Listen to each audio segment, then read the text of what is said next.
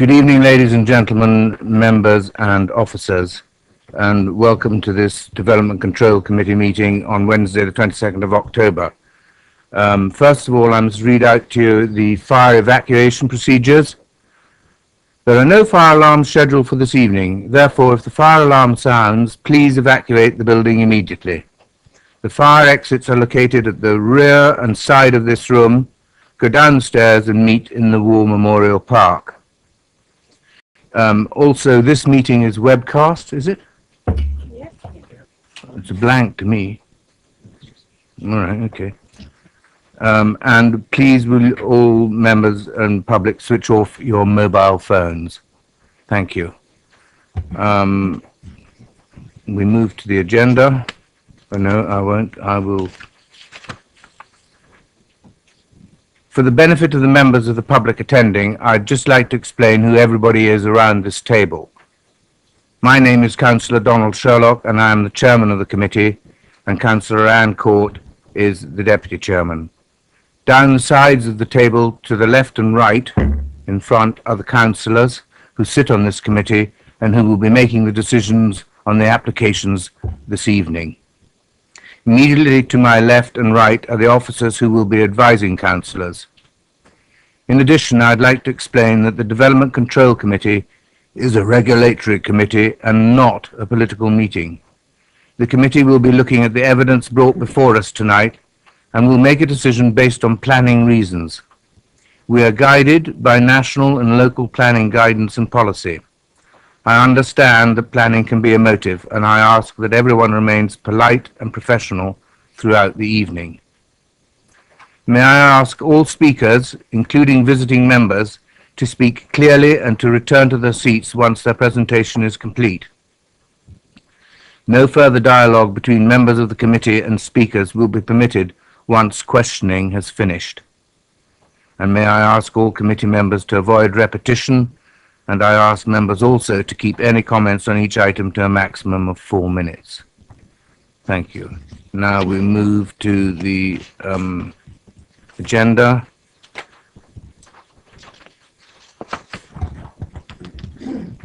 Do I have any apologies or substitutions? No? Thank you. Any declarations of interest? No? Urgent matters? No. And the minutes of the meeting held on the 24th September 2014, members, may I sign them? Do I have your agreement? The Councillor Potter. Would you indulge me, Chairman? I mean, rather unusually, can I mention what I describe as a matter arising? I mean, I know this is unusual, and I'm not expecting a complicated debate this evening, but can I raise an issue with you, sir? Yes, do. Thank you. Difficult to give a page number, I think, really, but I'm referring to the, it goes under the 17/14, which was the Appeal Decisions Quarterly Summary Report. And you will recall, Chair and colleagues, that we had a report about the Razors Farm appeal decision and some detail about the 106 agreement that had been made in connection with this development. And I think one or two others, and certainly there's been consequent email exchange about this matter. We're a little surprised to hear the report that was made by Mike about the way that agreement had been put together, in particular the sum of money that would yet be determined in regard to allocation to Down Grange and the sports complex there.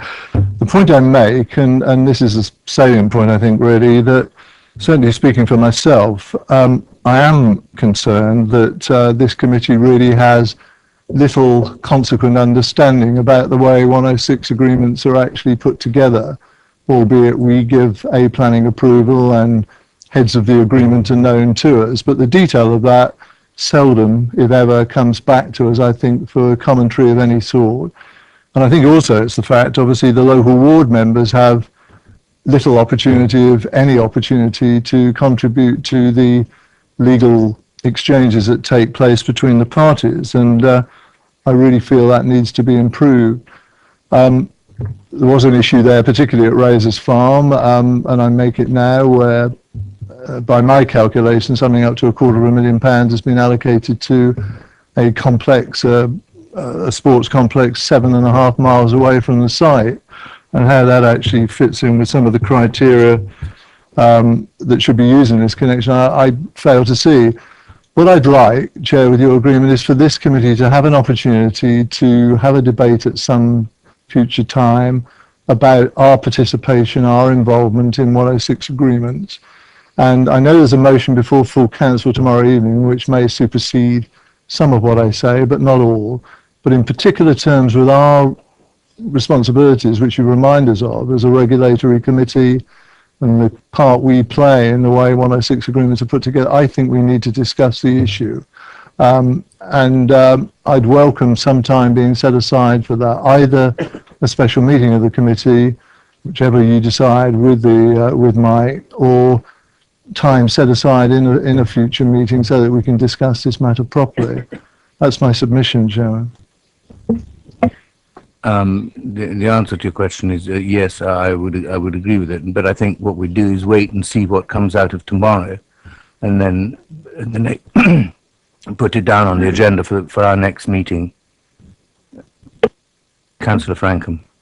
It was only I suggest that we make it a formal motion. I know you've answered in that way, but I'm quite happy to second that as a formal motion, that we really should do something about the 106, and I do feel that we need to be doing a little bit more training, and it's not worth saying on viewing days that to do something afterwards, because some people work full time and are not able to make it. But I do think that training is sadly lacking in comparison to a few years ago when I've been on this committee a long time. Thank you. What I prefer to do is to leave it until we've had our debate tomorrow, the discussion tomorrow, and then make a decision thereafter. And I'm quite happy to talk to you between now and our next meeting about it. It won't be lost. So, the minutes, may I sign them? Agreed, thank you.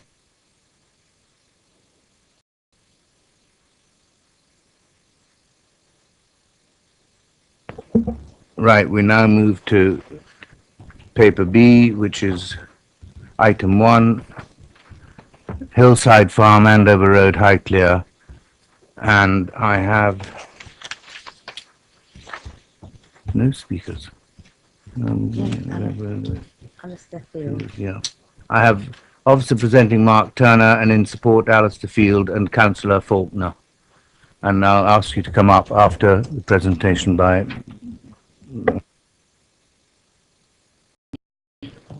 Thank you, Chair. Good evening. First item this evening is an application at Hillside Farm, Andover Road, Highclere, Newbury. Proposal for various extensions and alterations of an existing dwelling, including raising of the roof to create a two-storey dwelling. The application has been recommended for refusal. In terms of update, Chair, there was a viewing last Friday. Members attended, observing the design, appearance, etc. of the dwelling, its setting, wider character of the area. Councillor Faulkner attended the viewing as ward councillor.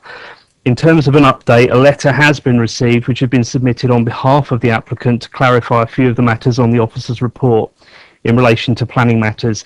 It's been summarised in 3 parts, really: the planning status of the application site and the wider land holding, the principle of development, and the Section 106 agreement dated 29 April 1993.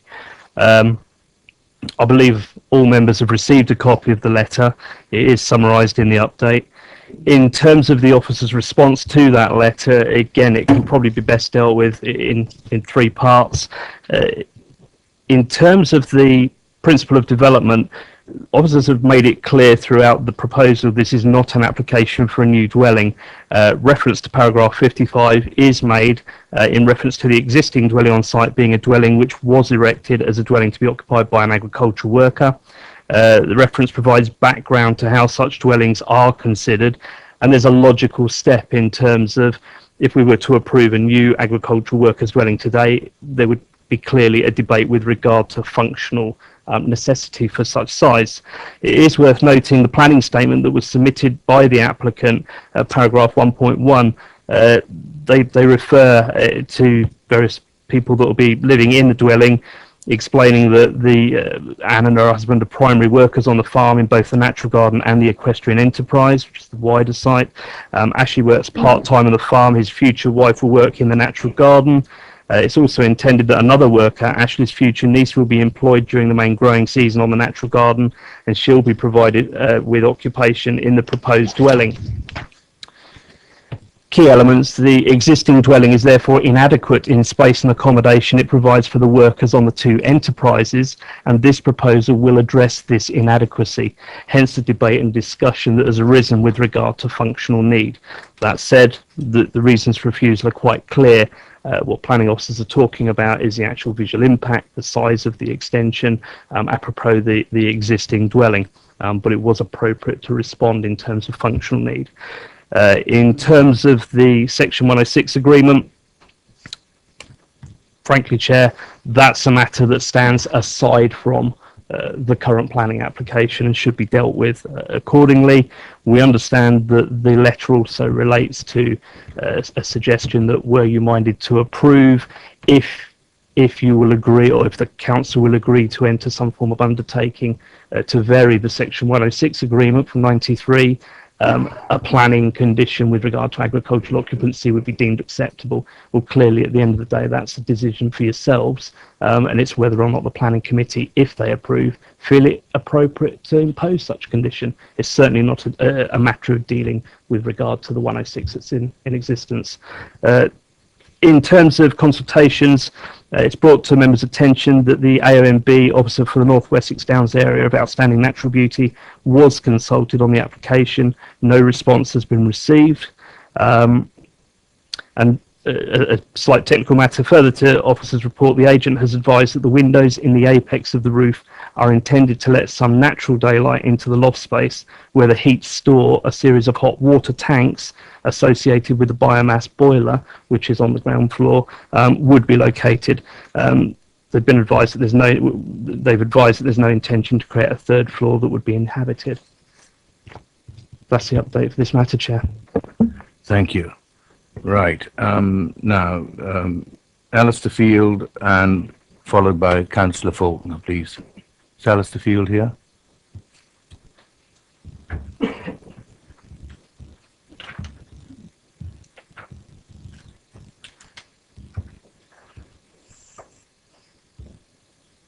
You have 4 minutes, Mr. Field, and I'll give you a warning when there's one left. Okay, thank you. Good evening. My name's Alistair Field of Reading Agricultural Consultants, and I'm the agent for the applicant, Anne Bedini. I'd like to explain the purpose of this application, which is very simply to improve the current dwelling at Hillside Farm to modern, energy efficient and living standards. The proposal is not for a new dwelling, but to use the existing footprints and ground floor of the existing dwelling to create a two-storey house. The current dwelling is completely inadequate and unsustainable. It was built in the 1960s and is rated in the lowest possible bands for energy efficiency and environmental friendliness. It has very high running costs and very high CO2 emissions. The proposal will use a third of the energy currently consumed by the dwelling and significantly reduce CO2 emissions, especially as fuel for the biomass boiler will be sourced from coppice woodland on the farm. The existing dwelling cannot be insulated to current standards in either the roof or walls, and improvements to glazing would not be viable in the absence of these other measures. The current dwelling is acknowledged by the planning officer to be of little architectural merit and not of a character that makes it worthy of attention. The planning advisor to the North Wessex Downs area of outstanding natural beauty has said it is not of any great quality, and the applicant's architect has gone further, describing it as bland with no features of architectural interest and making no contribution to the surrounding landscape. The dwelling will continue to be occupied by the same family that has occupied it for the last 30 years, and it will continue to include 5 bedrooms. But these will all be on first floor and accessed separately from the hallway, rather than currently being on separate floors with one accessed through another bedroom. The ground floor will remain much as existing, although the 2 bedrooms and the bathroom on the ground floor will be replaced by a larger kitchen, a dining room and a farm office. There are two enterprises operating at Hillside Farm. The Natural Garden, which is a horticultural enterprise specialising in growing plants for wildlife gardening, with an ancillary farm shop and tea room, and an equestrian livery yard. Both enterprises have or do not require planning permission to operate, and the buildings associated with these enterprises are authorised. Both enterprises are long established, the Natural Garden for 10 years and the livery for 20 years, viable and self-sustaining. They both require workers to be close at hand because of the long hours involved and to deal with any out-of-hours emergencies. And the proposed dwelling will accommodate the key workers and enable new recruits and apprentices to be taken on and provided with accommodation in the house.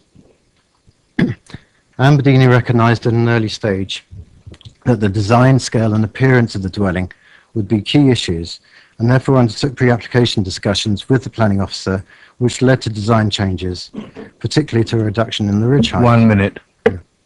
She also met with the planning advisor to the North Wessex Downs Area of Outstanding Natural Beauty to discuss the revised design.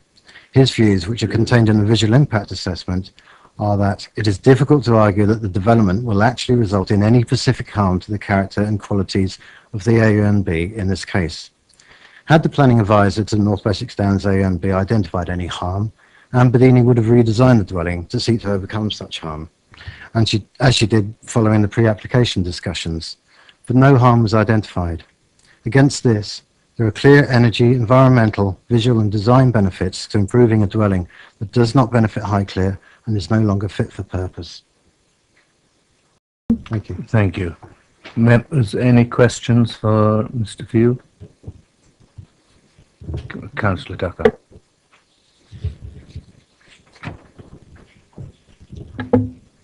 Thank you. Good evening. Good evening. I have no idea how biomass things work. Do you have to have this storage on a third floor?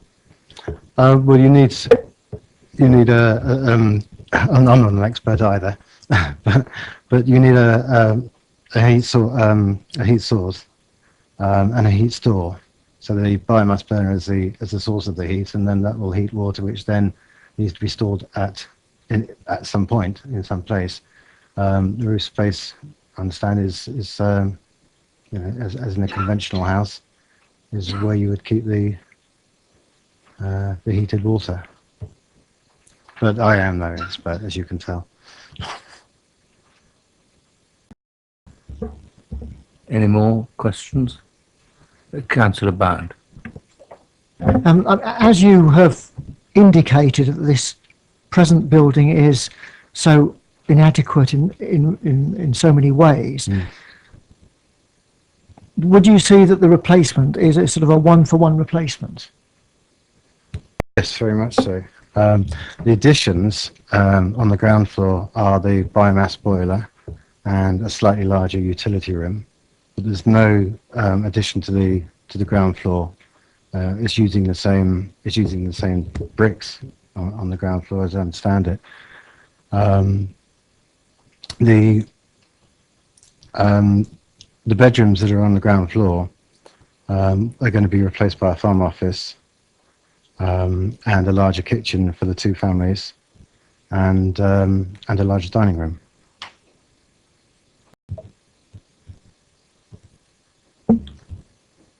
Any more? Thank you, Mr. Field. Thank you very much. Councillor Faulkner.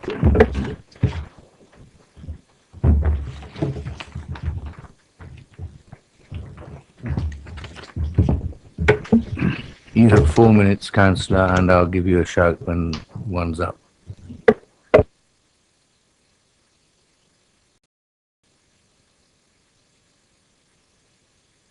Oh, sorry, thank you.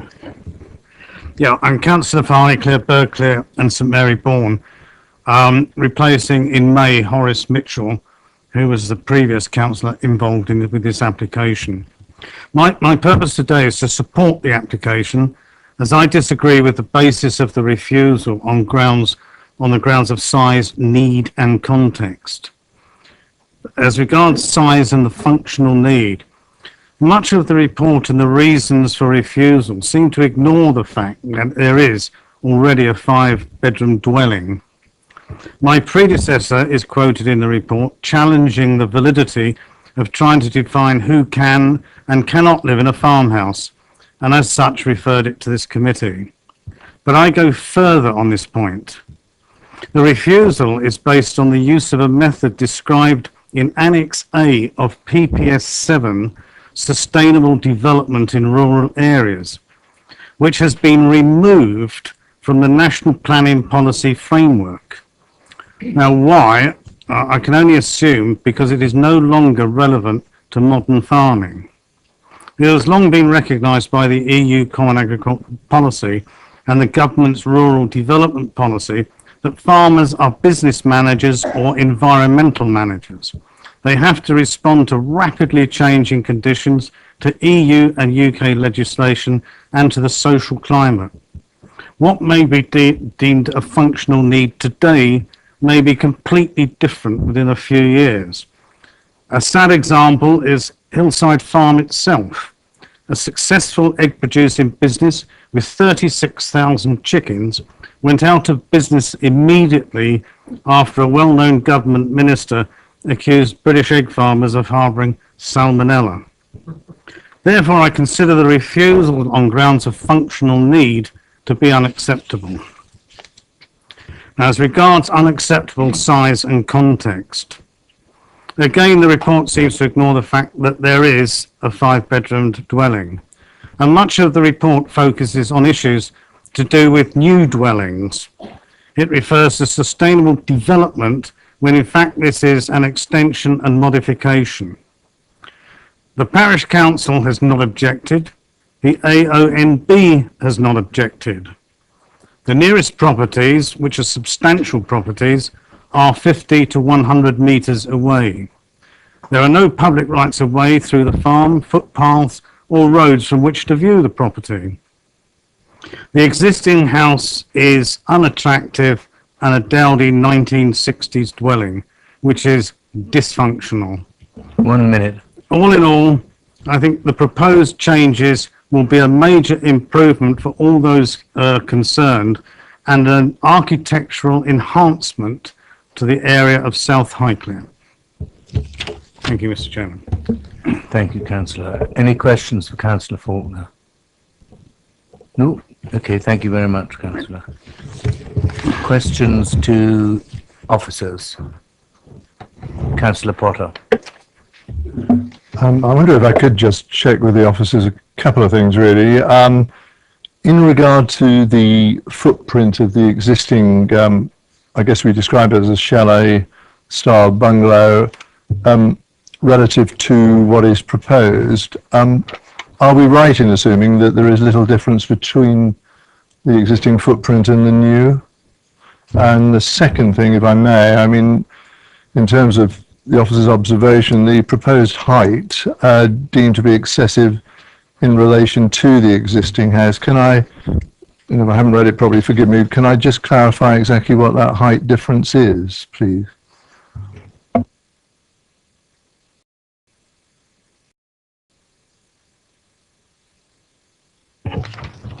Sorry, Councillor.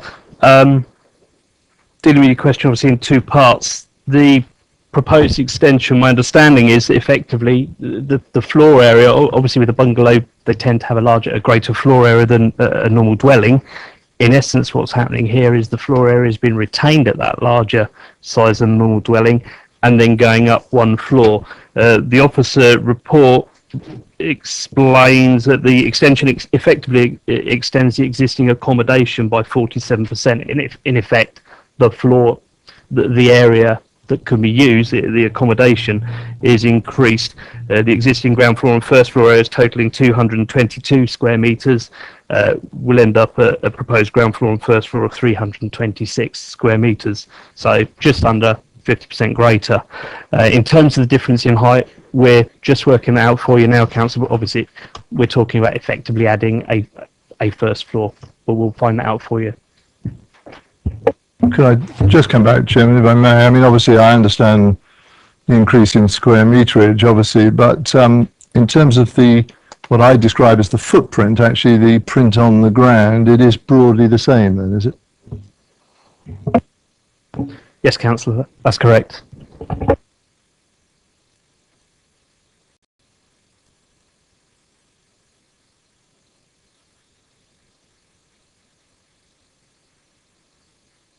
Councillor, the existing height is 5.9 metres. The proposal goes to 9.5 metres.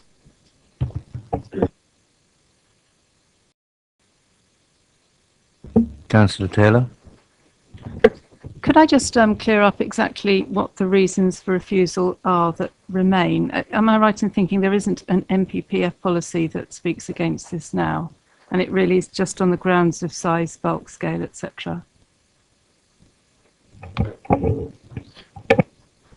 Yes, Councillor. To clarify, the PPS 7 had an appendix that gave us a methodology to calculate functional need and to consider it. PPS 7 has effectively been deleted. There has been no replacement in the MPPF, but the methodology is still relied upon. Appeal inspectors have relied upon it repeatedly. I've seen numerous records of the methodology. That said, the reason for refusal is not about functional need.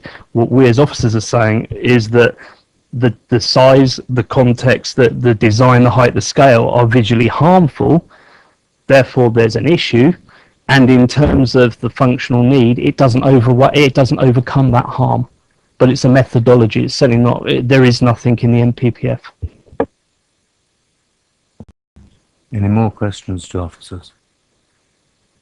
Discussion.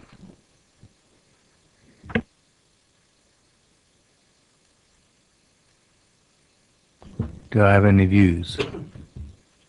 Councillor Bart?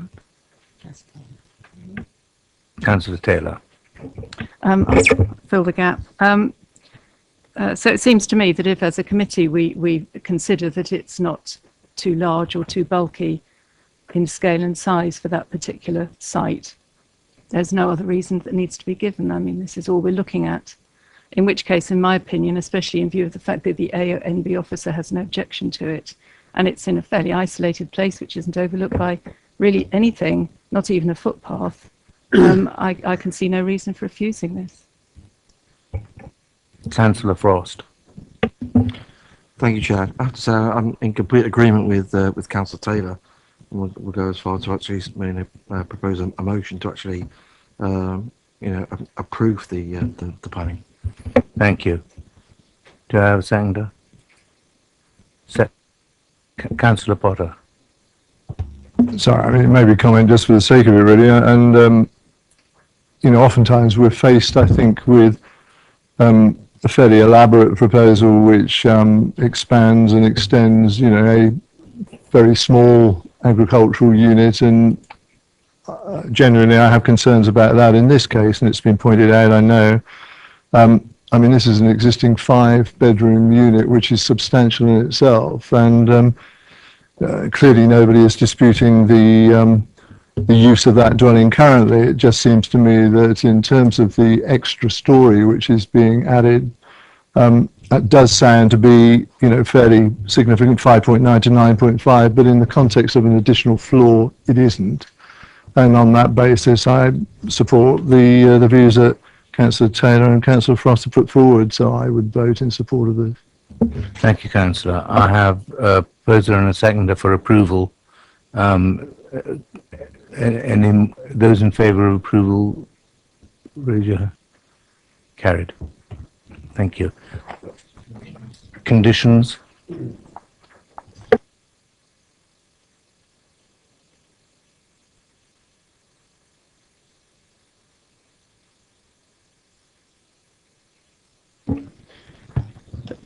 Just to clarify then, councillors, I think we're accepting that there's effectively the reason for approval is that there's no unreasonable impact on the OMB.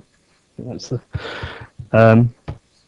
in terms of proposed conditions, we've suggested plan numbers, obviously time, materials to be submitted, the potential removal of permitted development rights. In other words, it's being extended yet again.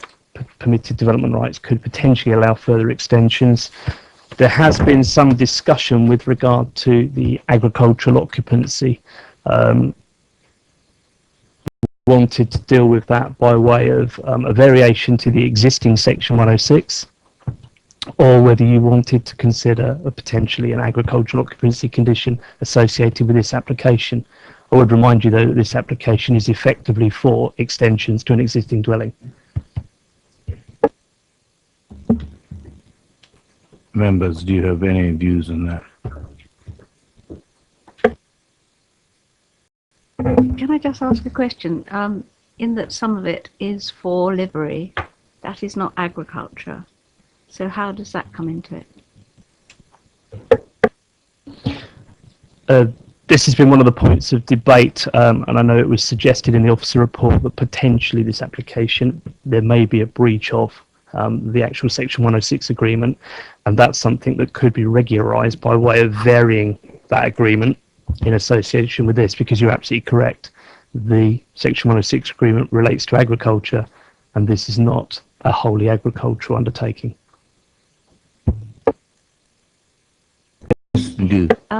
Does that mean that we could do another section 106 but cover agriculture and equine or not?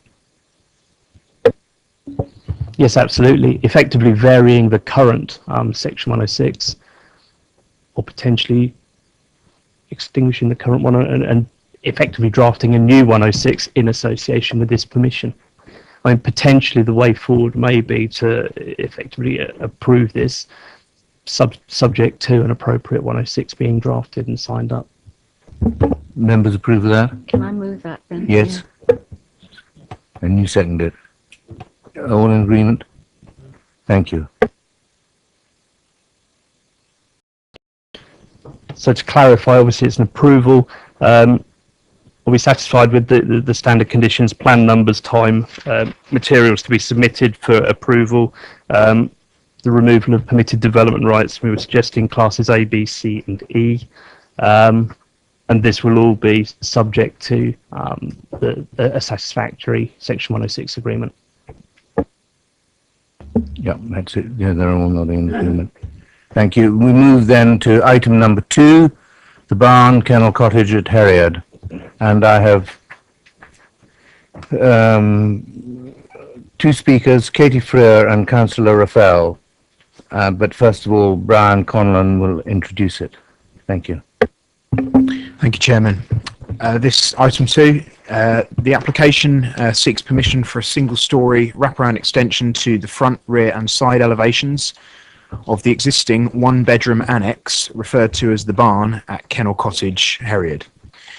The extensions result in the creation of 2 extra bedrooms. Members will note one refusal reason has been withdrawn based on the fact that there is sufficient space for parking and turning, leaving a recommendation for refusal based on 2 grounds. The first is the harm to the character of an undesignated heritage asset by virtue of disproportionate scale of the extensions. And the second reason is perception of overlooking towards Kennel Cottage to the southeast of the barn. Thank you, Brian. Right, Katie Freer, please.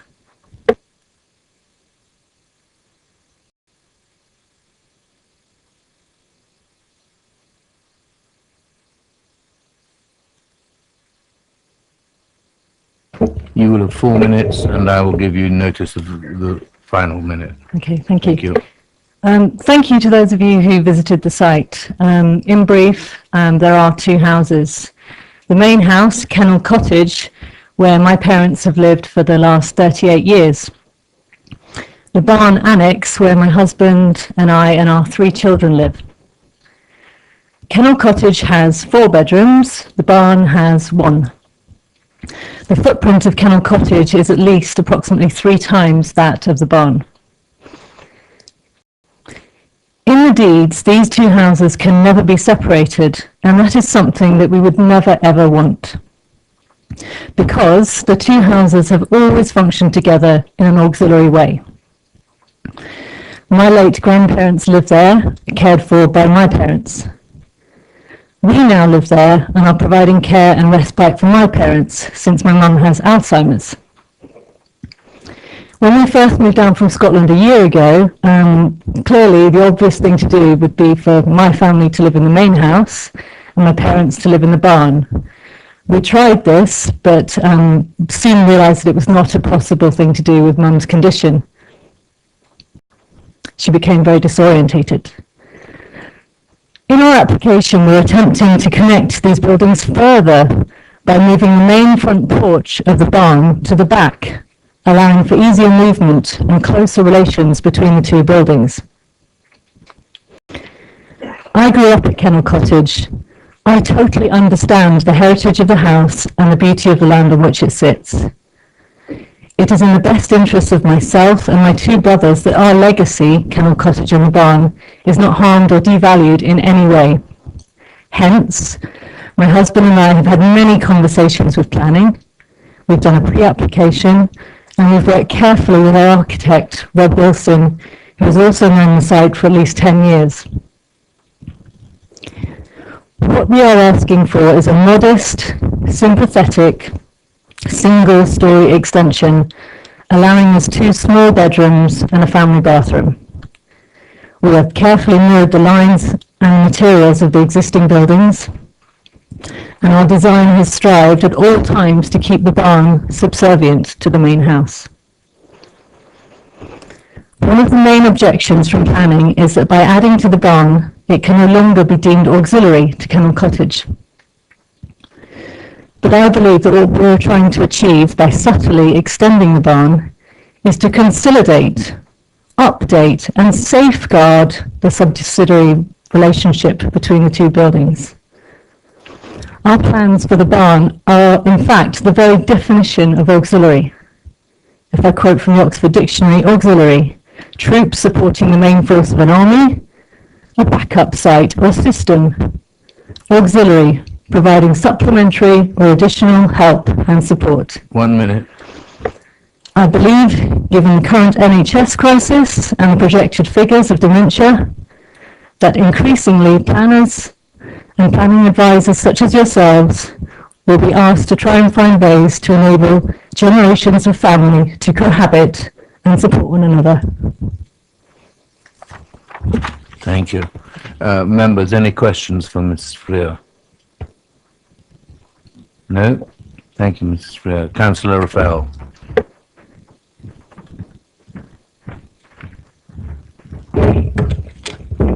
You have 4 minutes and I'll give you a warning of 1. Chairman, thank you for allowing me to address the meeting. The starting point, which you all know, is that we're meant to be an enabling authority, and provided there's no major policy objection, then we should be looking at ways of saying yes to development. Unfortunately, in my view, this has perhaps strayed, or the officer recommendation and its reasoning has perhaps strayed slightly from that starting point. And the reason for that is it's judging this application against the right policies but in the wrong way. Because it's judging the application against policies for a new annex and a new development in the countryside.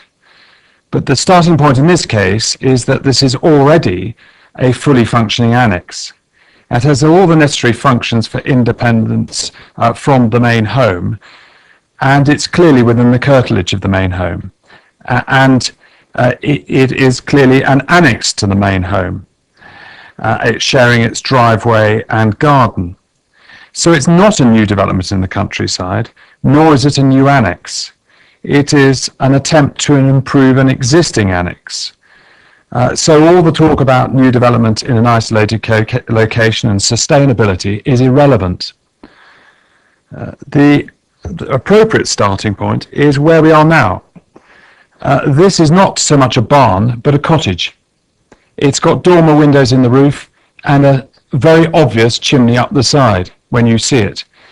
And for those members who didn't go on the trip and haven't seen the application or haven't had a chance to visit in their own time, this is a very small house, a very small cottage. And it doesn't give that appearance on paper. That's the distinction. But when you actually see it, you see the dimensions, you see what a small property it is. And it will remain a small property if the application were approved. And so when you look at it in terms of its historic character, all the reasons for refusal in terms of the changes to its character take as a starting point that it was a barn, it's now going to be a cottage. Well, no, the starting point is it is a cottage. It has dormer windows in the roof. It is no longer a barn. It has a chimney. And therefore, the starting point, as it were, in terms of harm, that harm has already been done if it existed. And what the application does, it doesn't compound that harm. It actually improves the actual appearance of the house, looking more like a barn, because there are many barns in my ward that have roofs that are hipped and go closer to the ground. And if you look at it from a sideways on angle, it does have that splayed roof line that actually gives more of a barn impression as a consequence. And that's what the applicant sought to do, rather than turn it into something that's bigger and elongated. Because when you actually look at it, as I said to you, it is very, very small still. 1 minute. So I'd ask the committee to support this application. There were other objections. The transport objection, which quite frankly I think just was unsustainable in its own way, complaining about traffic on a private road, it has gone. And the objection about windows looking in on each other, well, I'm sorry, when families live together, they like to see each other. At least I think that's the idea in this application. So I just don't think that's a sustainable objection either. So I respectfully ask you all to approve this application. Thank you, Councillor. Any questions for Councillor Raffel? No. Thank you, Councillor. Questions to officers? Do we have any? Councillor Bound. Just the reason for refusal 3, page 12 of 55. Could the officer explain that to me? Because I'm not, it's not entirely clear to me, and I did go on the site viewing as to why there is this the perception of being overlooked. Thank you, Councillor. The barn as the annex and the main dwelling of Kennel Cottage are within very close proximity to one another, approximately 5 metres between the nearest point of each unit. The proximity and the addition of new openings at first floor level give rise to the potential for direct overlooking or the perception of overlooking from occupants.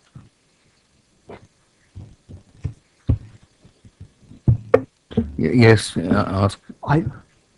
Are we talking about new fenestrations here? Yes, a new dormer window inserted, and I will give you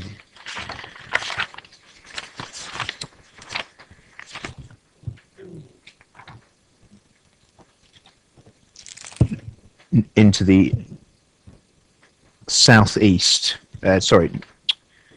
northeast elevation, which is the new front of the annex, the front end, the new front, which was previously the rear of the annex.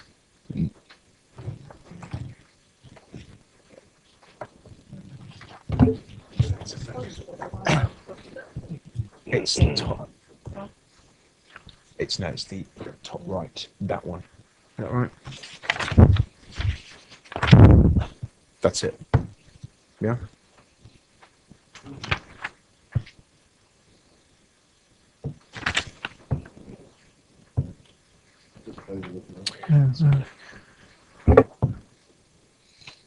Councillor Bound, sorry. Just, I'm trying to think of the site viewing. My perception, I don't know whether other people would agree, but it didn't look in the direction of the cottage directly. I still can't quite understand this reason for refusal.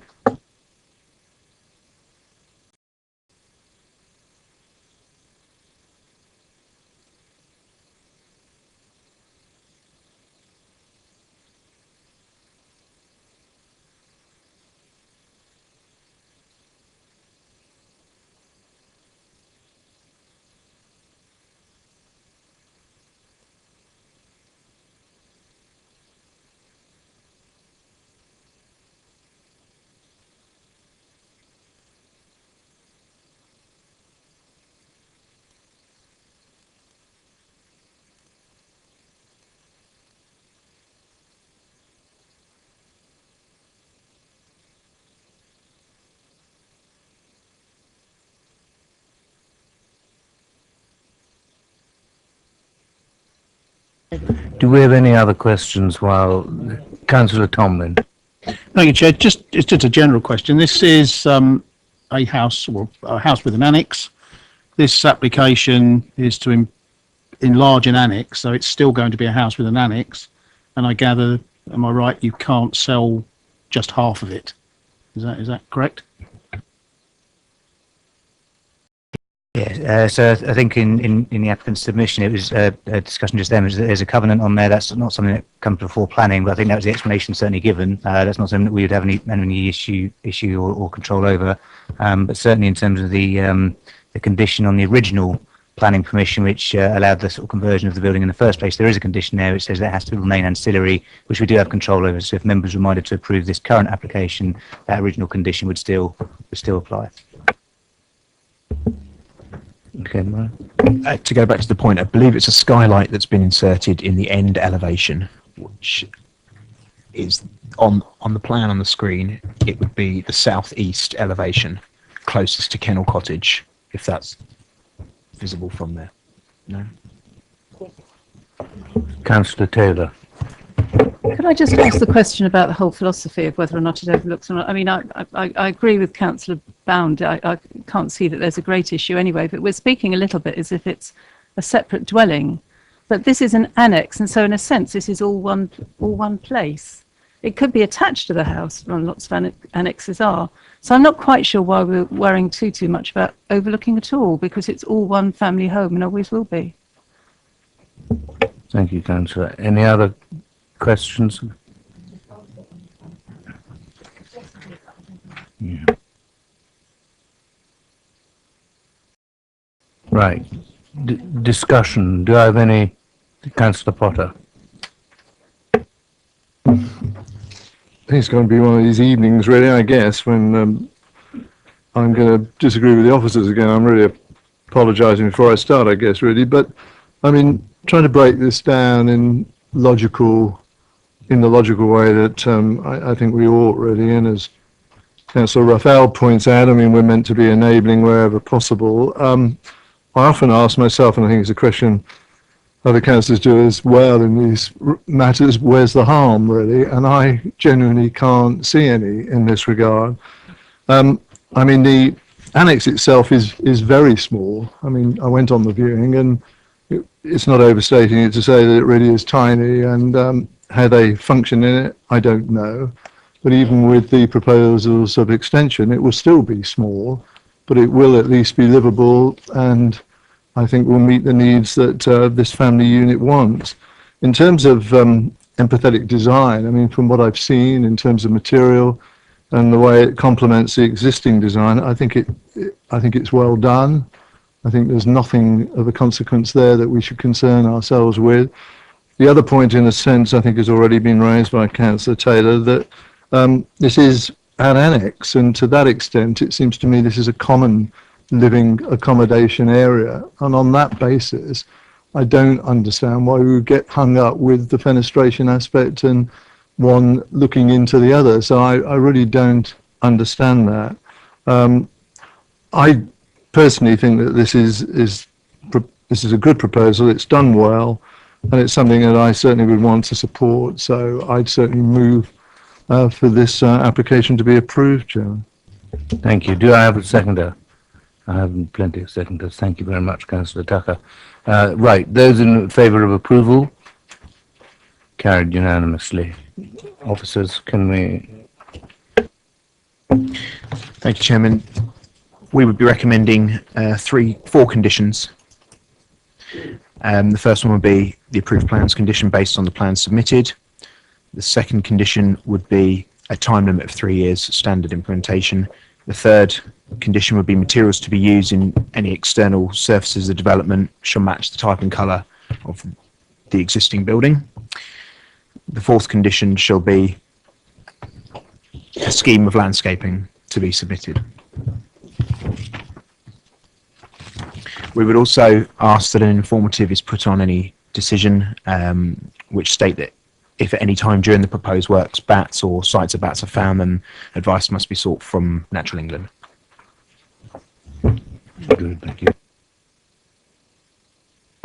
And Chair, just to confirm, listening to members' debate, it appears the reasons for approval be that the is still subservient to the main dwelling and sympathetic design, such that it would still maintain the appearance and function of an annex.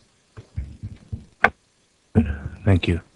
Right. We move on to item number 3, the yard land north of Roman Way, and I have no speakers, but the Officer Mark Turner will present.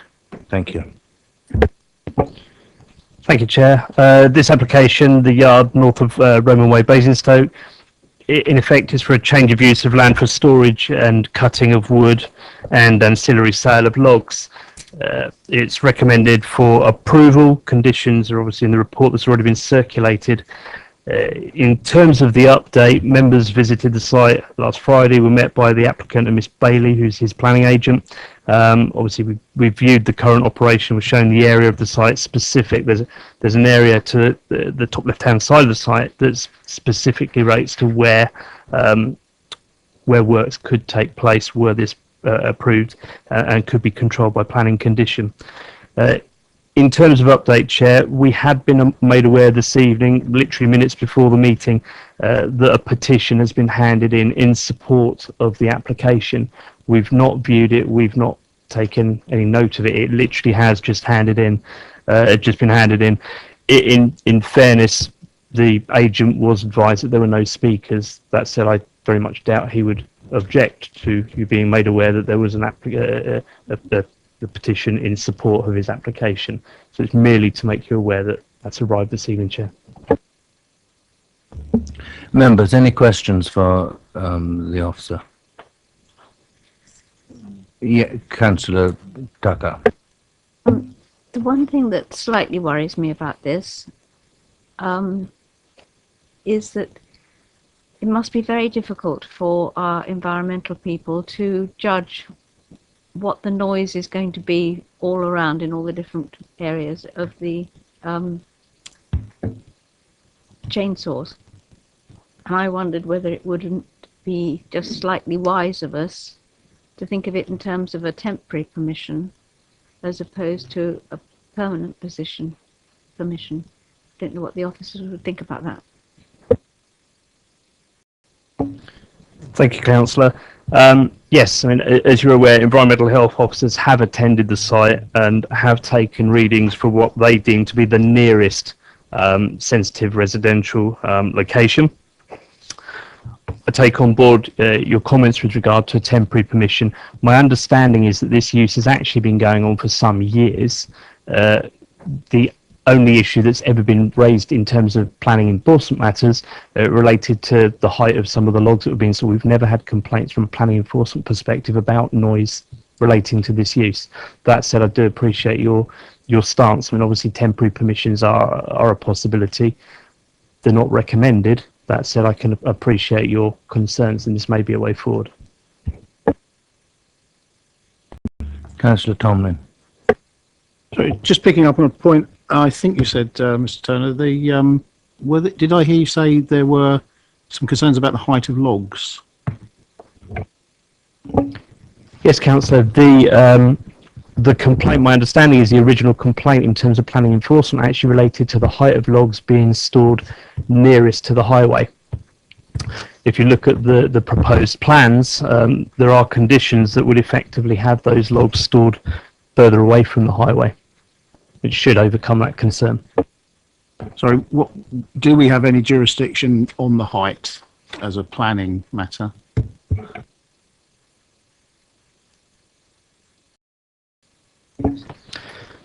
Yes, I mean, in terms of safety, no. In terms of visual amenity, we could potentially impose a condition restricting a maximum height of logs stored in any location.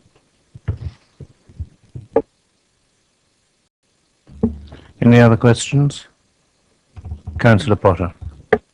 I mean, just for clarification, taking up Councillor Tucker's point, the actual test carried out by the environmental health officer was based on an actual chainsaw noise, as I understand it, and those tests were made at I think it's Beckett Close, and as he or she says, the noise may still be audible at times, but I strained to hear it at the boundary of 6 Beckett Close, and that was the intermittent bit in between traffic noise. So I think, you know, a practical test has been undertaken. And it is going to be the case, I believe, that as part of the condition, the actual cutting of the logs by the chainsaw is going to be moved to the furthest corner of the site, therefore guaranteeing, I think, some isolation of that that process. That's correct, I think, isn't it? Yes, Councillor, that's correct. Any more questions? Some discussion or a proposal? Councillor Potter.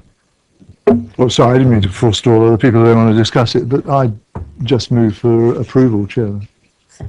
Seconded. Seconded, thank you. Right, those in favour of approval? Carried. Officer, can I have? Thank you, Councillor. So to summarise, obviously it's an approval that it is as per the conditions set out in the plan, that there's no suggestion of introducing a temporary permission. Thank you.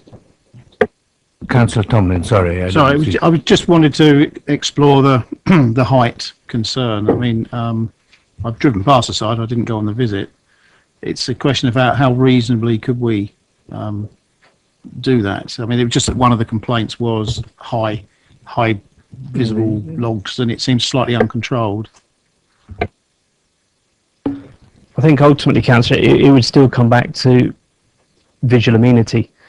Notwithstanding the complaint, is there a part of the site where we feel that logs stored over a certain height would be visually detrimental, and thus the condition would be appropriate in terms of our development plan proposals? Frankly, I've driven past the site several times myself. I can appreciate if logs are stored very, very high on the boundary, they might be visible, but there were logs stored on the site when we attended. We wouldn't have known had we not gone onto the site that there were logs there. So it really does come down to, well, how would you wish to control it and for what purpose? Notwithstanding, I understand the initial complaint, but what would we actually achieve? So, well, I would say the visual amenity, looking at the plan, we've got wood stored right up on the boundary. That doesn't seem very far away as I see it, given the fact the site's quite large. There is a large hedge. Okay. Right, well, I just raise that as if there is a practical way, we ought to think of something. Just because it could be unmanageable. This is logs. If it was pallets, you know, we wouldn't be allowing a structure of sort of, you know, racking, would we? But logs stack on top. I know there's a limit; they'll all fall down. But yeah, I think that. I mean, we in play areas, don't we have like 4 meters? We put in for pieces of play equipment. Is that not a reasonable stance? Possibly something to consider. I take entirely your point, Councillor. We've obviously got a site plan with an indication of an area in which machinery will be worked. Potentially, we could indicate within a set period of time, bear in mind this is effectively a retrospective application, the works are going on, within a set period of time, an indication of an area to be provided to us to be approved, and then a maximum height within that area. In other words, effectively, I suppose, creating almost a buffer stroke boundary on the edge of Roman Way, but whatever height you might suggest would be appropriate.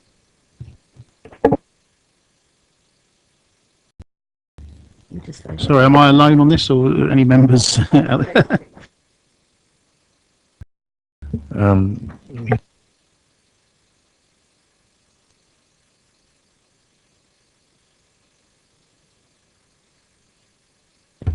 Can we vote on now whether we want to add that condition?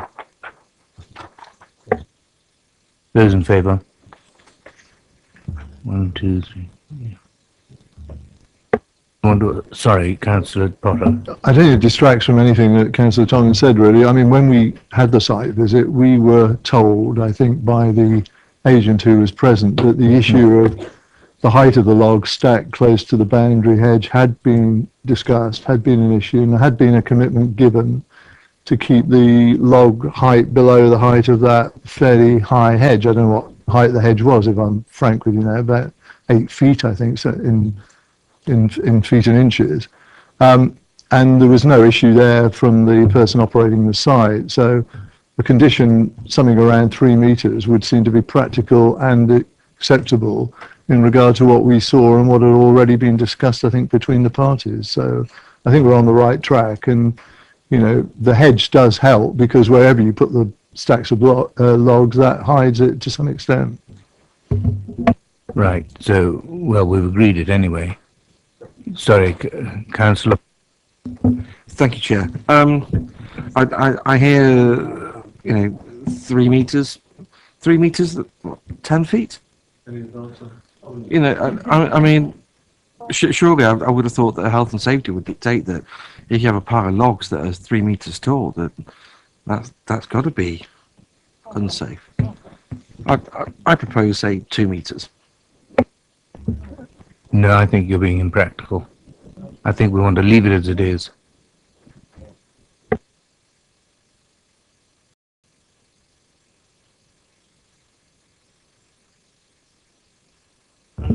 Yeah. Sorry, I've just had it confirmed to me that the stacks aren't logs, they are tree trunks. Is that correct? Yes. Then I think they'll be all right. So I'll withdraw my motion. Good. Thank you. Can we close this one down? Yes. Thank you.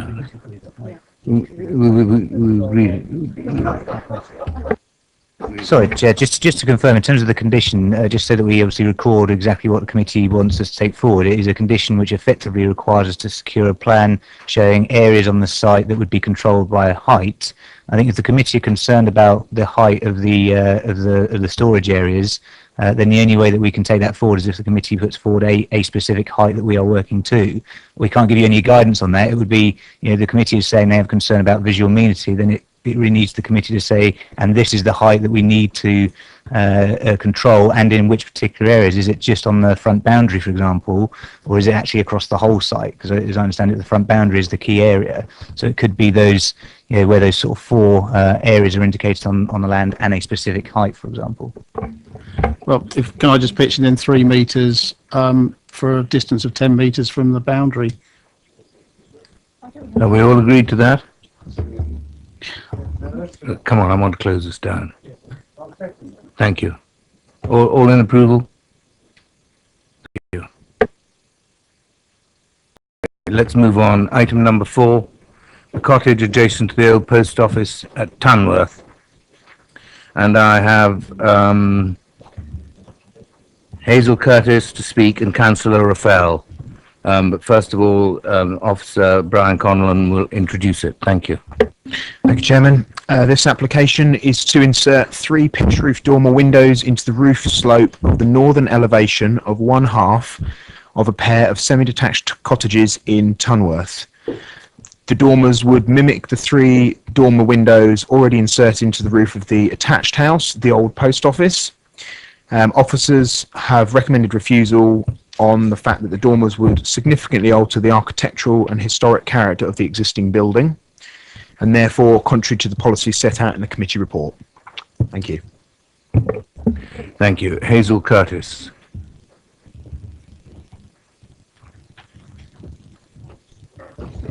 Thank you, Mrs. Curtis. You get 4 minutes, and I'll give you a warning when there's 1 left. Thank you. Our landlord, Mr. Jarvis from the Herriard Estate, has applied for planning permission for the installation of 3 dormer windows in the north side roof, which would match the windows currently in the attached property. We feel we are very fortunate to be able to rent such a desirable property from the estate.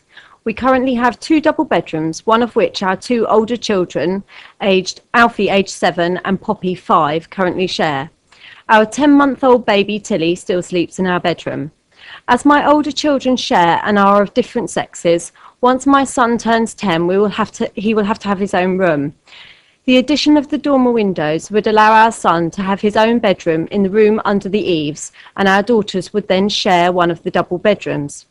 This would then create a genuine 3-bed property, which there is always a shortage of in this area.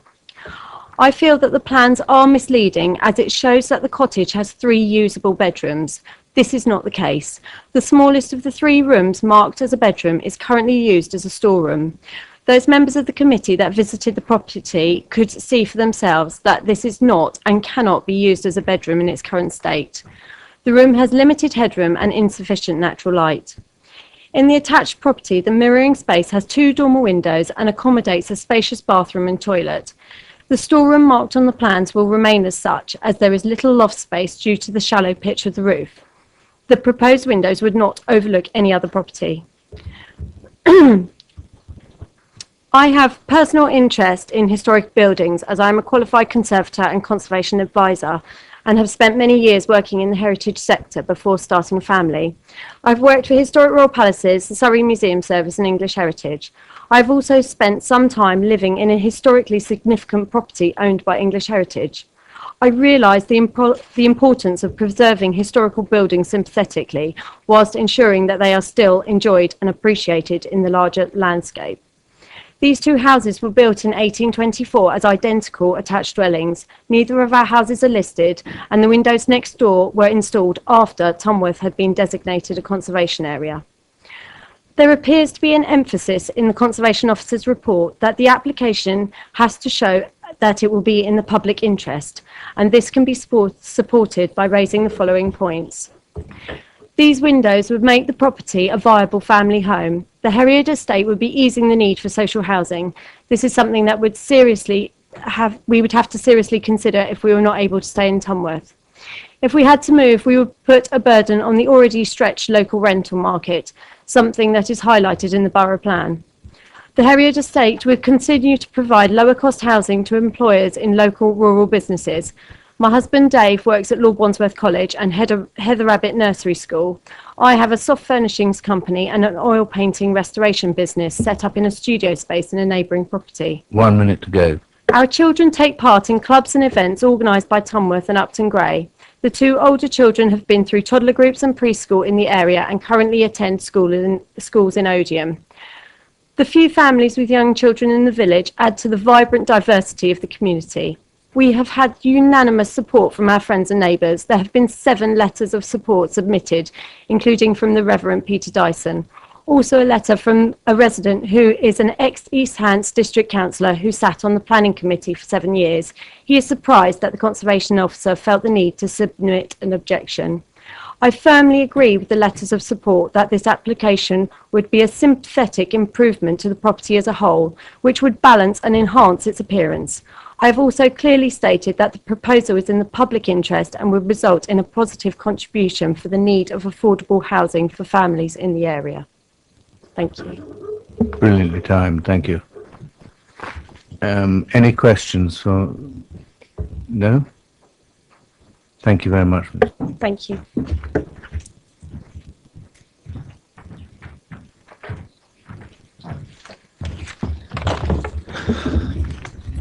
You know the form.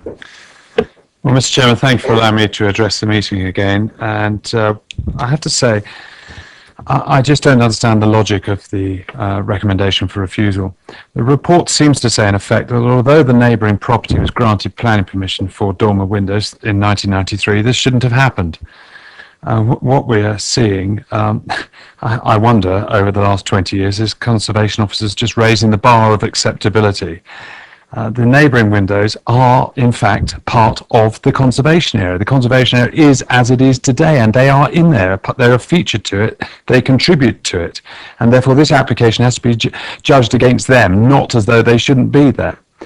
But if we continue the contorted logic, this pair of houses would never have been built, because by modern day standards, there are no other houses in Tunworth made of the same brick and flint materials, and there are no other houses with slate roofs, and certainly not at those angles, and none other in Tunworth with those higgledy-piggledy windows. So the logic doesn't follow. What we are dealing with is where we are now, and this happens to be a unique pair of houses in the conservation area, which, because of its unique problems, needs a unique solution. So I ask you to start at that point and judge the application by what you've seen from those of you who have been there, I hope you'll accept from me that no other property can see that property from its windows. And no other property, when you're looking at any other property, can you see that property in the same view because of the distance between them. And therefore, no other property can be judged as it were, this change could be to the detriment of a neighbouring property. And you also know from those of you who stood in the lane is quite sunk, and it's not as though you would stand there and gawp at the house. You get moving quite quickly because something, not that there's that much traffic, but something might come around the bend and you need to get out of the way. So it's not in a heightened position where it will be seen, in quite the opposite. And indeed, you might think the best location at the house was actually the back, where the view over the fields. And of course, that's not being changed by this.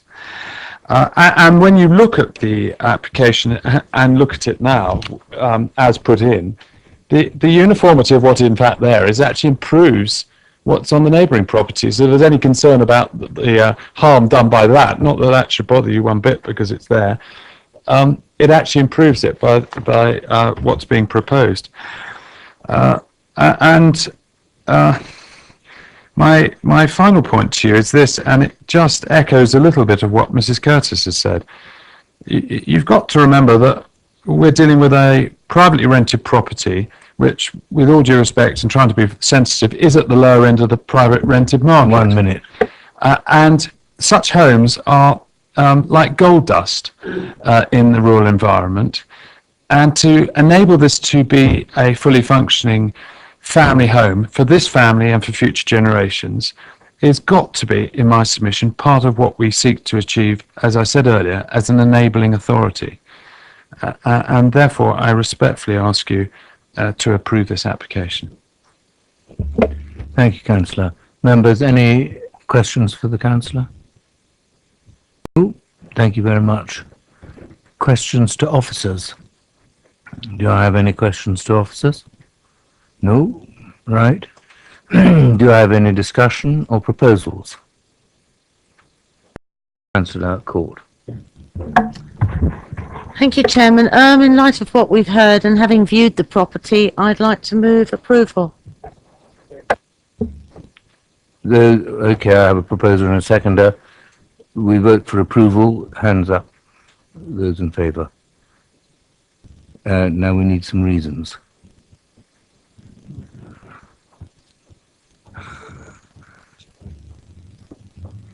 Perhaps what Councillor Raffel said, it actually improves the property with what's already there, albeit it's accepted in the report that it might not be the ideal, but it actually balances it out. Okay, so just... Sorry.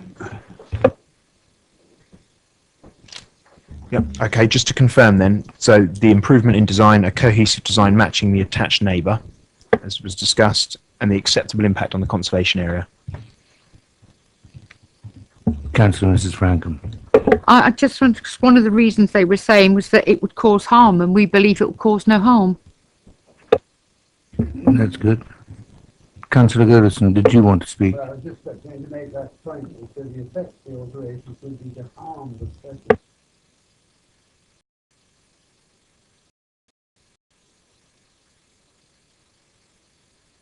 Right. Okay, the conditions, three standard conditions. The first one is the approved plans condition. The second condition is a 3-year time limit condition, and the final third condition is materials to match the finish of the dormers on the adjacent property, the old post office. Councillor Potter, did you wish to add something to it? Sorry.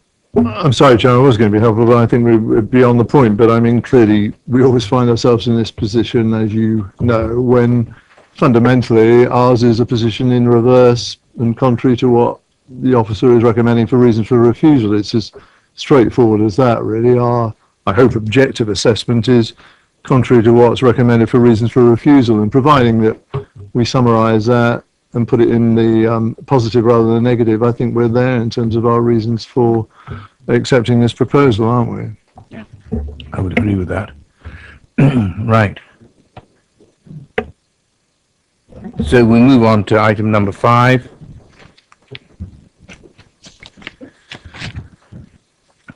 Which is land adjacent to the garden house, the Glen, Pamber Heath. And I have speakers in the form of Mr. and Mrs. Chapman, and in support, Nigel Rose, and the officer presenting is Mark Turner, who will give the introduction. Thank you. Thank you, Chair.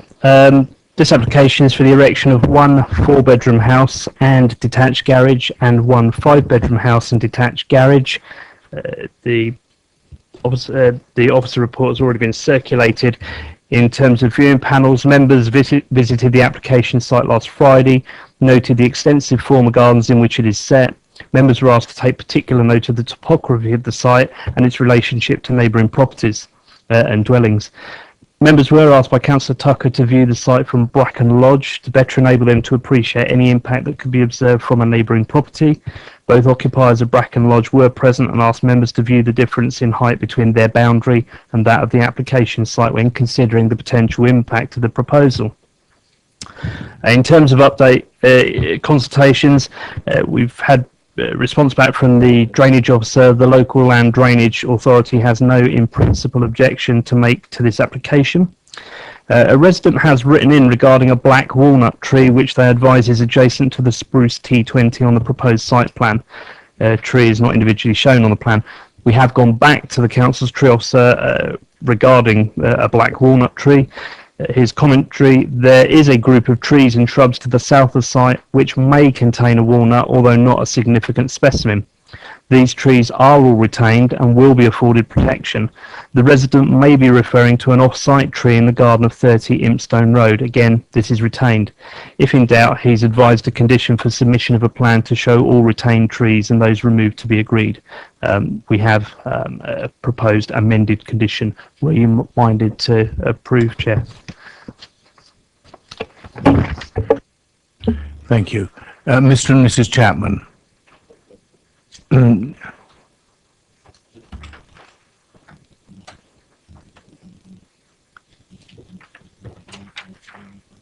will have 4 minutes between. You will have 4 minutes between both of you. Yes, 2 minutes each. Right. Firstly, I'd like to say we're not against the development on this land, and the amended plan for the siting of the proposed 5-bedroom house and garage is an improvement, but we still have concerns about the impact on our privacy for the following reasons. I am an occupant of Bracken Lodge, adjacent to the proposed site. The topography of the site is such that the level of the house is much higher than the level of our bungalow, and also it impacts height greatly on residents of Impstone Road, because the site of this particular house can be seen from the far side of Impstone Road as well as the neighbouring properties. 3 of the bedrooms all directly overlook us and again result in great loss of our privacy. Some of the ground floor living accommodation, also on the western boundary, features 6 large opening panel doors which will result in noise, especially during the summer months. The roof height of Plot 2 house does not rule out future extension into the roof space. The existing trees along the western boundary are at a high risk of being felled, as Plot 2 receives very little natural light. Lastly, we feel that the proposed dwelling is not in keeping with the existing thatched cottage, garden house, and our adjacent bungalow, Bracken Lodge, and nearby neighbouring properties. Thank you. Thank you very much. It'll be quick, enough. You've got a full 2 minutes, actually. How much? 2 minutes. Oh my goodness. Okay. Well, I'm not going to repeat what my wife says, so that's pretty good. Well, I'd like to say that we feel disappointed that the architect didn't actually talk to us about boundaries, for instance, because the boundaries he's listed as replacing are actually our boundaries. And the tree survey he did on our trees as well, which we're a little bit concerned about. But we do actually think that the height of the proposed dwellings is really exceptional, and we believe that if the actual first floor was incorporated in a roof space, that would lessen the impact. I know, and the members have seen it, so they're obviously going to make up their minds what to do. But I would recommend that the permitted development rights are removed as a condition of this planning application if you decide to approve it. Thank you, Councillor. Members, do we have any questions for either Mr. or Mrs. Chapman? No? Thank you. Oh, just one thing to add. Can I just add one thing? Is Yes. that what is interesting, we have a deed of covenant on our bungalow that we can't extend it upwards, which is interesting. Councillor Barron do you want to ask a question? Sorry. You don't? No. I'm not bound, so I must go.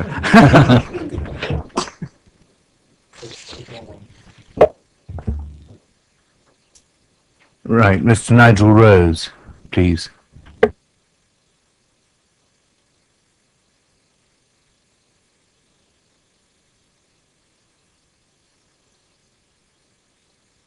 You have 4 minutes, Mr. Rose, and I'll give you warning of the last minute. Thank you, Chairman. The Planning Officer's report already accurately describes how the application conforms with all of the Council's planning policies and how the design of two individual dwellings responds to the unusual constraints specific to this unique site. The report doesn't, however, make reference to the initial pre-application submission made back in May of last year. The applicant has therefore been working with the local authority for over a year in developing these proposals. The comments received from the pre-application advice were taken on board, together with further comments received during this application. The final details have been fine-tuned and are in a form that is acceptable to the planning department. I trust the proposals are also acceptable to the committee members. The site is located in the settlement boundary and can be most accurately described as being former garden land, having already been legally separated from its original dwelling. The application is for just 2 dwellings on the site, which equates to an average site density of 7 dwellings to the hectare. The land serves no purpose at present and is in a rapid state of decline. Several trees have blown over in recent storms, and further decline of the site is evident in recent fly tipping that's occurred. On this particular point, the applicant has worked very closely with the Council's tree officer to facilitate the removal of further vulnerable trees, which were of an immediate safety concern. The site does therefore need to be developed to stop this decline. The applicant is a family-run housing developer and construction company who are used to building new homes in sensitive infill locations. They are fully aware of the sensitive nature of the site and the concerns of local residents over the construction process. The build contract will come under the Considerate Constructors scheme, and they will fully respect the area and the amenities of all residents during the construction process. I note there are numerous comments raised on the initial submission, but only 2 comments on the amended proposals. A number of residents have expressed concern over graves on the site, but I can confirm that these are not graves and simply memorials with cremated ashes. The landowner is under a legal obligation to remove these from the site before any work commences. A number of residents of properties on Impstone Road have expressed concerns about the proximity of the proposed dwellings to their houses. The Council's policy on back-to-back distances is 20 metres. The proposed layout produces back-to-back distances way in excess of this, at between 27 to 30 metres. In summary, this application has been closely developed in consultation with the Planning Department. Significant revisions to the scheme have been made, such as relocating Plot 2 away from Bracken Lodge and reducing the overall heights of the houses. The officer's report confirms that the proposals meet with the approval of the Highways Officer, the Department of Nuclear Regulation, both the Landscape and Biodiversity Officers, the Tree Officer and Environmental Health. The report also confirms that the proposals accord with all the relevant planning policies. The applicant is happy to continue working with the council in appropriately discharging the planning conditions, particularly those conditions relating to boundary treatments and landscaping, tree protection, and most importantly, the construction method statement, including working and delivery hours. The applicant has entered into a Section 106 legal agreement, and these proposals make an appropriate use of a piece of land which currently serves no purpose. I hope the members are able to support the application. Thank you. Thank you, Mr. Rose. Members, any questions for him? Councillor Tucker. Mr. Rose, when we visited the site, we did see the state of the actual lane, the glen. If this development takes place, the number of heavy lorries that will go along there will certainly make one heck of a mess of the lane. Would you be prepared to make sure that this is repaired to a state similar to when you found it, so to speak? Yes, yes. We will do, before any work starts, we do a condition survey of the lane, and any damage that occurs would be put right.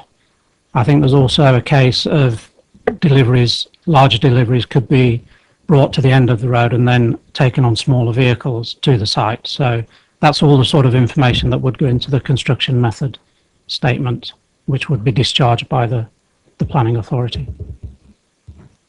Any more questions? Councillor Potter, followed by Councillor Frankham. And could you switch your machine off and on when that's... Hello. I did go on the viewing panel visit. Can I just check, because it was very difficult to get a feel as we walked around for relative ground levels to anything else really, but in terms of the ground level of plot 2, is that the same ground level as could be described as the existing ground level of Bracken Lodge, or is there a difference in the topography there? I haven't got the survey in front of me, but I think that the levels are fairly consistent at that point. They follow the slope of Impstone Road down, and then the site starts to slope up again towards Bracken Lodge. So the house is designed as a split level house. So you go in on the high, a sort of intermediate level with staircase down and up. So it's slightly unusual design, but that is to specifically respond to the change of level at that site. But the lower garden is probably around the same level as the garden of Bracken Lodge and the properties backing on at Impstone Road. Councillor Frankham. Sorry, it's just something I don't quite understand what the gentleman said, and perhaps either he or somebody can explain to me what the difference is if you've got a grave or if you've got ashes. If there's still human remains, is it not still a grave? Otherwise, if we have a crematorium, then at any time that's not a grave, you can dig it up. I don't quite understand the subtleties of it. Mr. Rose. It's not my area of expertise, I'm afraid, but I think that there are not any bodies buried in the ground. They're simply caskets of ashes which can be readily removed. Councillor Frankham.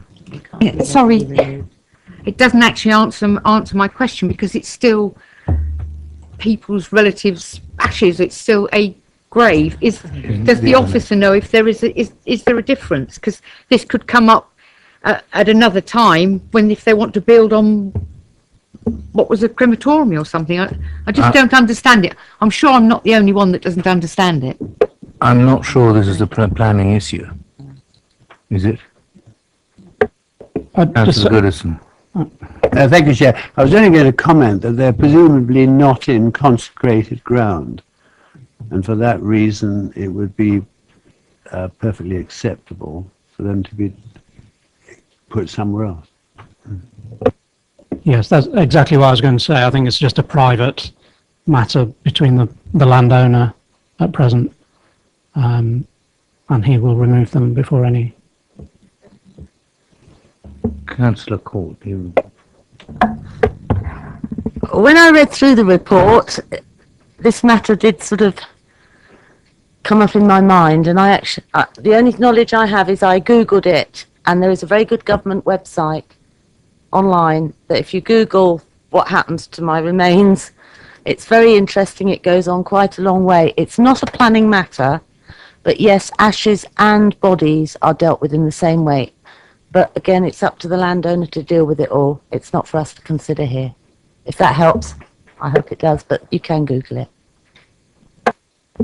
Thank you. Any more questions for Mr. Rose? No? Thank you very much. Questions? Thank you, Mr. Rose. Questions to officers? Councillor Bound, followed by Councillor Tomlin. Thank you, Chair. Just a brief one. On this plan, we've this elevation, we've got plot 2. I don't know, this one here, which is that one, I think.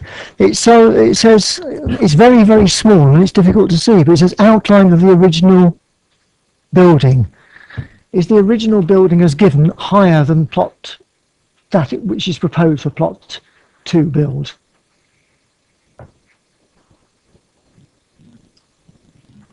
Sorry, Councillor, if you could bear with me, I'll have it. I can't see it. Right. It was. Yeah, I want to know whether it was there when Bracken Lodge was built. Yeah.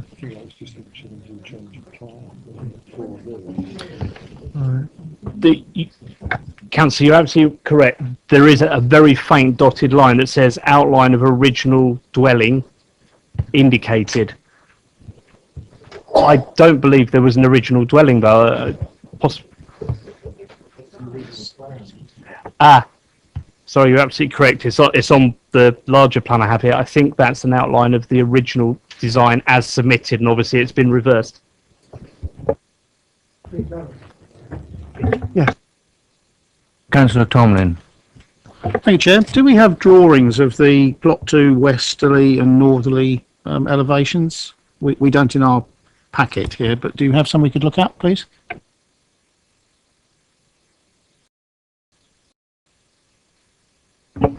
While my colleague's looking for those, it might be useful just to reflect.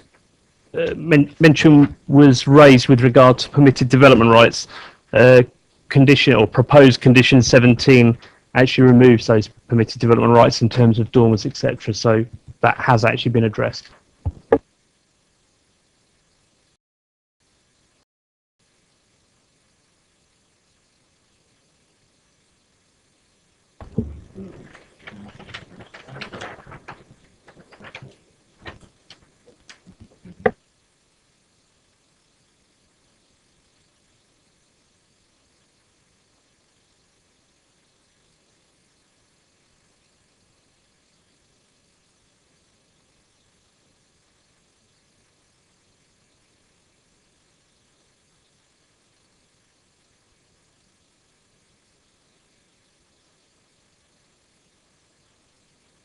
Councillor Frost.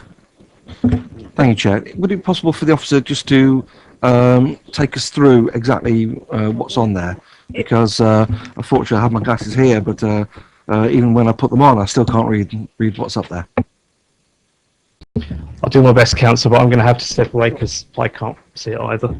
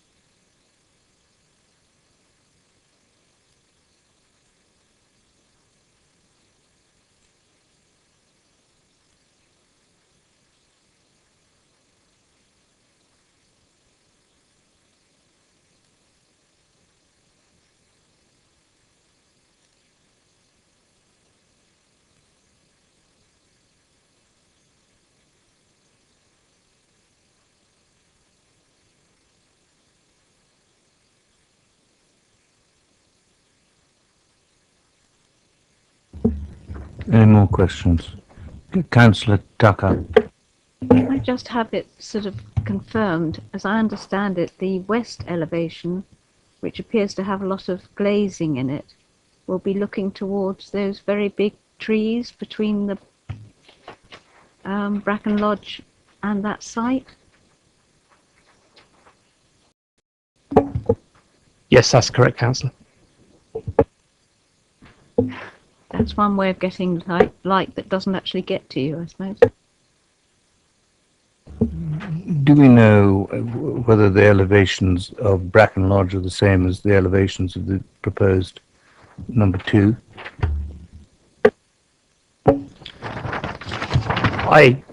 We have a levels plan, but in terms of Bracken Lodge, I have an eaves height and a ridge height. Eaves height, well, ridge height is probably the easiest. Ridge height of Bracken Lodge, I've got at 95.99. If I move over to plot 2 base, it's 90.94. So.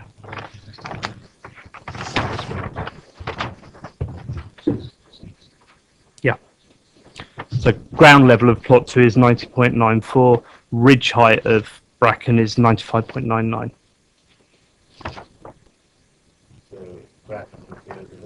So Bracken would be overlooked.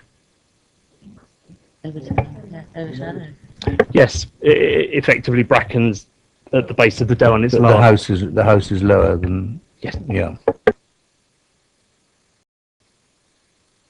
Councillor Bound. Can the officer tell me what is the Councillor Tucker just referred to the windows? I mean, I think from our viewing, we were concerned if the trees were removed, then the view to Bracken Lodge, or from Bracken Lodge to plot 2, or plot 2 to Bracken Lodge even, would be very open.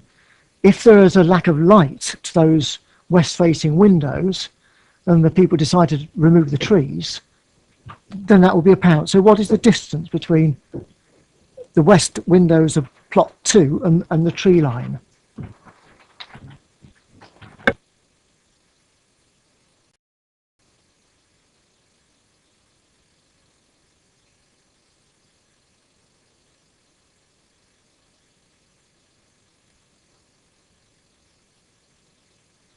Plot 2 to the trees is approximately 14 metres, 14 metres.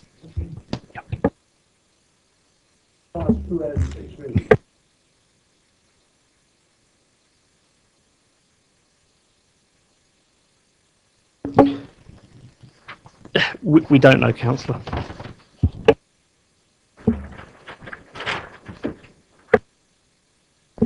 Councillor Tucker. Can I just make the point that this is one of the main problems of the whole exercise, is that nothing seems to be very, very secure in its knowledge as to what is right and what is wrong. And right from the word go with this application, the plans have been wrong, the names of the roads have been wrong, the boundaries have been wrong. I mean, it's just unbelievable. So how can you trust that what we're seeing now is right? I just find it unbelievable, absolutely unbelievable.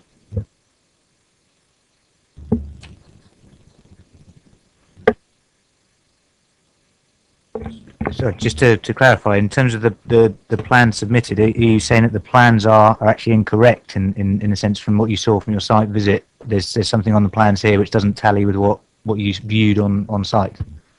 What I'm saying is the original plans that came in were wrong, with the names of the roads wrong. The size of Bracken Lodge is not the size of it is now, because it's been extended quite a large amount. Sorry, I didn't hear that.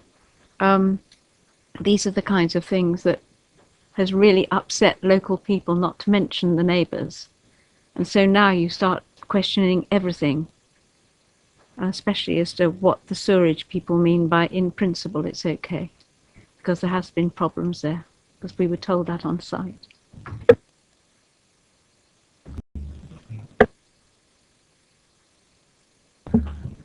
Any more questions, or shall we move to discussion? I'd like to get a feel from committee of where we're headed. Councillor Bound.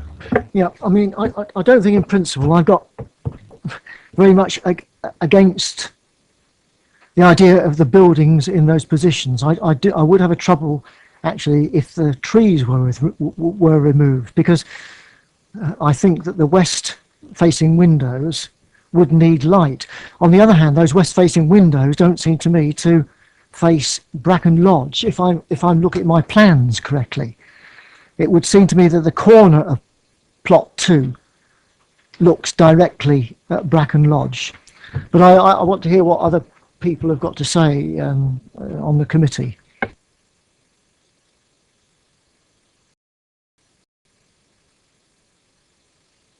Councillor Potter. I mean, like all planning applications, I mean, in terms of the work that officers have done on this, I think we have to accept, I hope we have to accept the integrity of the site boundaries being, as described, sufficient for the purpose of the application we have in front of us. I mean, I know nothing about the nuances of this in the way that Councillor Tucker does, probably knowing the area far better than me, but it does seem to me, looking at the reasons for approval which are listed by the officer, I can't find much to disagree with in terms of the analysis that is made. I mean, it seems to me it's a given, isn't it, that if you have infill development of this sort, then by definition, the enjoyed privacy of an adjacent dwelling, i.e. Bracken Lodge or others, is going to be impacted in some way or other. That's a fact. What we're supposed to look at, I think, though, clearly under 4, for example, is the proposed development would not result in an undue loss of privacy or outlook or cause undue overlooking, overshadowing, overbearing or noise and disturbance. And I see no evidence of that. And I think to that extent, the analysis made by the officers is right. And in regard to all the other matters, I can see no reason for rejecting the application that's before us, and I support the officer's recommendation for approval. Thank you, Councillor Potter. Councillor Tucker. Thank you. Sorry to rabbit on a bit about this, but I can only represent the local people, and indeed lunchtime I was sitting next door to the chairman of Pamber Parish Council, who actually lives in Impstone Road, so he's not been able to be involved because he felt he had to declare an interest. But what he was representing the fact that the people in Impstone Road looking down onto this site, across onto this site, they do not like this sort of modern style of what is being suggested. They'd have much preferred to have seen something with either eyebrow windows like Garden House itself, or something with the actual first floor within the roof space, as opposed to still having a roof and then coming down, because it would have been more acceptable in their eyes across that way. I know it's a matter of how people feel about these things and how they see it themselves, but these are people who live there, people next door and the people across in Impstone Road. It is a very strange sight, and they feel very, very strongly against it, I'm afraid. Councillor Court. Thank you. Having seen and viewed the site last Friday, I've got absolutely no hesitation in saying that 2 properties on that site is perfectly acceptable. Where the problem I have comes from is the fact that you've got to see it to see the levels. The levels are all over the place. And I just feel that having seen it from the neighbouring property, it's a 2-storey property, but it's further up. It's going to be more like 3.5 stories looking down on that bungalow. And you're looking about a house looking down on a bungalow. Those levels there, I think it's probably just too close in that location and too overpowering for the neighbouring bungalow. So I don't know what the answer is. The whole site can easily take 2. But to move it away from that particular, not saying anything about plot 1, it's just plot 2 that's too close to that boundary when you've seen the levels. Any other comments? Councillor Frankham. Yes, I'd just like Councillor Court to, because I'm really totally undecided on this one. I know Councillor Potter's absolutely for it, but I'm uncomfortable with it, but really need planning reasons. I'm very disturbed that that you can move people's ashes, but it's not planning. I'm going to have to just take that, but I just want to know if there's actual planning reasons that you can go against it, because I can't see any actual planning reasons at the moment, and I'm really fighting to try and find one. Thank you. Councillor Bound. Yes, could I just ask the officer that on the just above plot 2, there's a building indicated there. Is that a garage or? Yeah. Yeah. Yes, it's the detached garage serving plot 2. The original issue being that the house is here and the garage is here, so it's the back of the garage. And what is the height of that in relation? Well, because that's going to be, yeah. If anything, that's helping the situation. Yeah, that's what I was going to suggest. It would help the situation.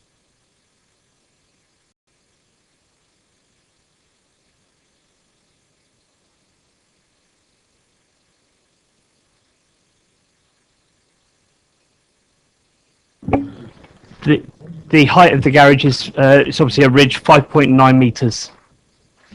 So I believe it actually would help the situation in that looking up from Bracken Lodge, you're going to see, if anything, because there are trees there and hedges there at the moment, so you won't be able to see it unless those trees and hedges are removed.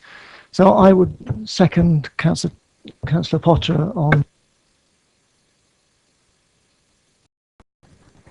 Right, I have a proposal and a seconder for approval. Shall we take a vote? Those in favour?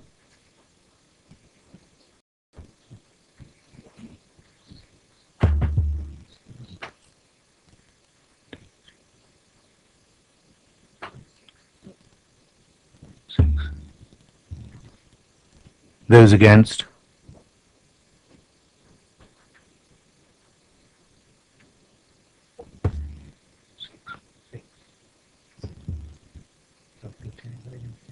Against?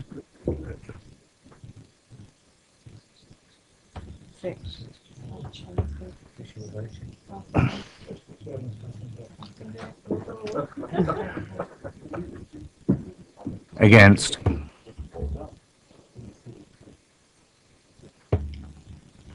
I'd like to.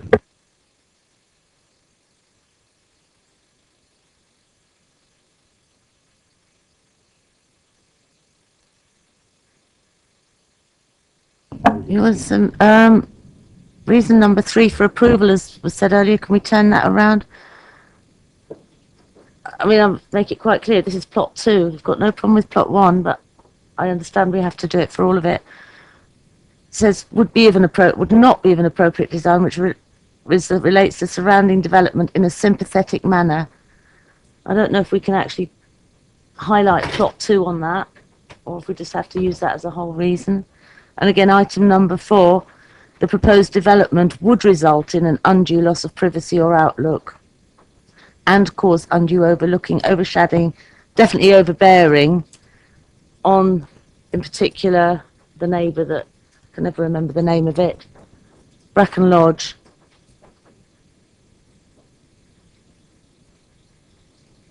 Is that enough? Chair, if I may, just to clarify, I suppose, I think the key issues that I picked up from the debate was to do with the particular characteristics of this site, meaning that there was a sort of overbearing loss of amenity towards the adjoining property from plot 2 only. Just to clarify, Councillor Scott, in terms of the issue about design, is that related to the overbearing impact, or is that a design impact in terms of the character of the wider area? Is it sort of one issue about the loss of amenity, or is it 2 separate issues about loss of amenity and a wider impact on the character of the area? if I call a spade, I just think, as has been mentioned earlier, if perhaps it was designed into the roof space, this first floor, just bringing it down a bit more, but at the moment I think it's just going to tower above. And there was also implication to Impstone. Impstone. That's more at a distance, but it still is visually sort of reflective to their houses. It is such a weird sight. If you've never ever seen it, it is something that I've never seen in all my 30 odd years. I've never seen a sight like it. No, it is, you have to see it to believe it. You do, and it just goes on and on. You can't see the size of it. It just keeps disappearing off round. But it was mainly those levels that did it for me. So, Chair, if I can be clear in terms, because obviously there will need to be a vote now on the refusal, having the motion for approval having failed. So, just to be clear, members will be voting on refusal on two separate grounds. One would be the impact on the adjoining property from plot 2 in terms of an overbearing loss of amenity impact.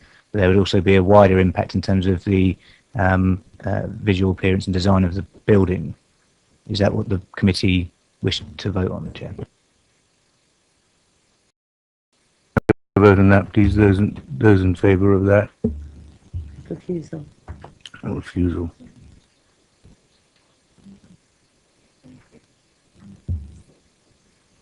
Those against?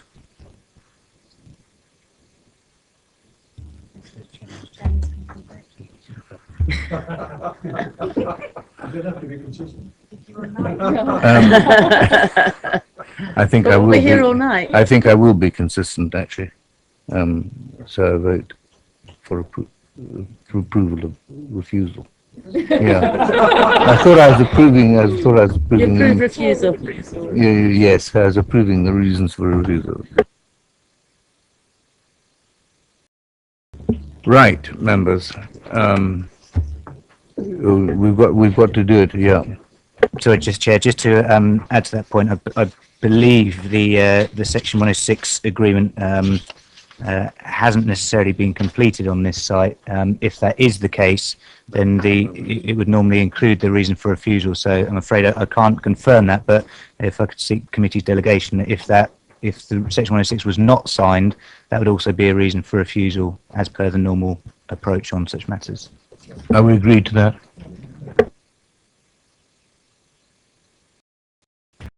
Right, members, that brings us to the end. We have nothing more. Thank you very much.